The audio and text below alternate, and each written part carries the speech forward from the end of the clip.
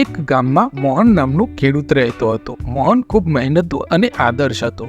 તે રોજ ખર્ચા માટે ખેડકામ કરતો અને પોતાના નાના પરિવારનું પાલન પોષણ કરતો. મોહન પાસે શેરુ નામનો એક વફાદાર કૂતરો હતો. શેરુ હંમેશા મોહનના ઘરની રક્ષા માટે ચોકસી રાખતો.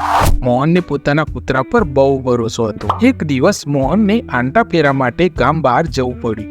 તે પોતાના ઘરમાં શેરુની દેખરેખ માટે છોડીને ચાલી ગયો. રાત્રે ઘરમાં બધા સૂઈ ગયા પછી એક ચોર ચૂપચાપ મોહનના ઘરમાં ઘૂસી ગયો. ચોર ઘરના ખૂણે રાખેલી મકાઈની બોરી ચોરીને લઈ જવા લાગ્યો. જ્યાં શેરુ સૂતો હતો ત્યાં તેણે ખસખસાટ અવાજ સાંભળ્યો. શેરુ તરત જ ચોંકી ગયો અને ચોરને પકડી લેવા માટે દોડ્યો.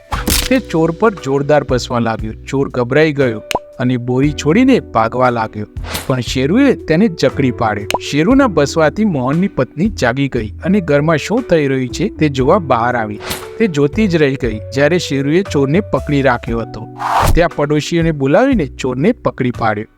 મોહન સવારે પાછો આવ્યો ત્યારે તેના પત્નીએ આખી વાત તેની સમક્ષ કરી. મોહન ખૂબ ખુશ થયો અને શેરુને પ્રેમપૂર્વક હોઠ ટપક્યો. તું ખરેખર વફાદાર અને બહાદુર છે, મોહને કહ્યું. પછીથી મોહને શેરુને વધુ સારું ભોજન અને મીઠાઈ ખવડાવી. તો મિત્રો, આ વાર્તા આપણને શીખવે છે કે વફાદારી અને સજાગતા હંમેશા આપણું રક્ષણ કરે છે. તો મિત્રો, વિડીયો સારું લાગે તો લાઈક કરજો, ચેનલને સબસ્ક્રાઈબ કરજો. મળીશું બીજા વિડીયોમાં. જય હિન્દ, જય ભારત, જય જય ગરવી ગુજરાત.